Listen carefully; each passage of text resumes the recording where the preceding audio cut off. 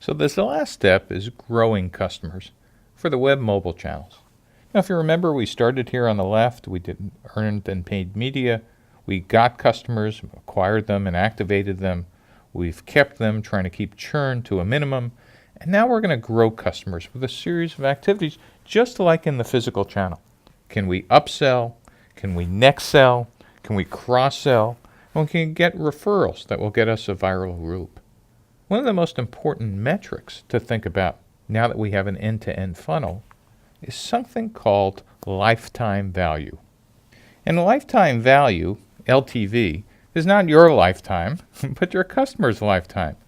How much will they spend with you and your company from the beginning to the very end? And this is kind of an interesting idea because most startups and most founders are focused on how do I get them to activate here?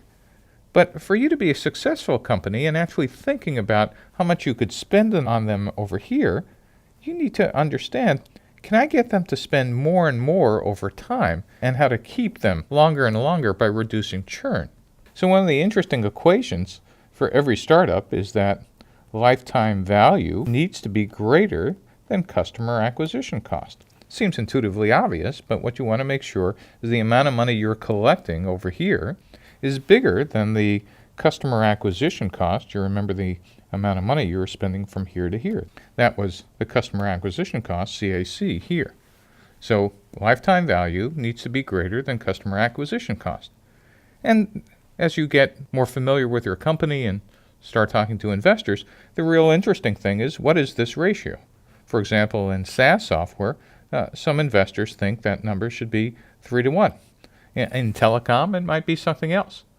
But the key idea is you are now not just focused on the initial purchase, but you're focused on the lifetime value. If you have the world's most perfect business model, investors would love to see this number much bigger than this number. And so what you want to look for is a well-balanced model that takes into account how much you need to acquire customers, but how much ultimately you will extract from them over the lifetime. What's the lifetime?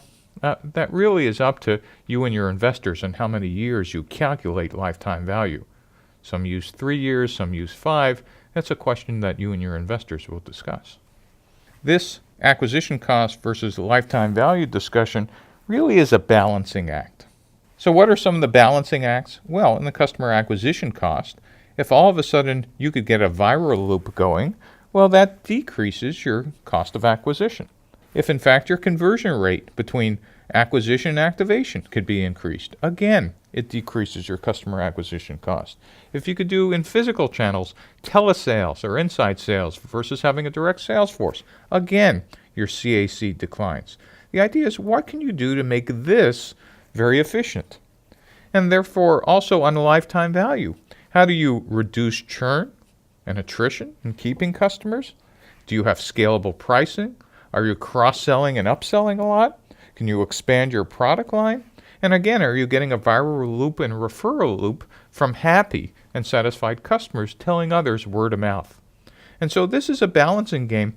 And for first-time entrepreneurs who are focused here, it's really important to think about customer acquisition cost and lifetime value.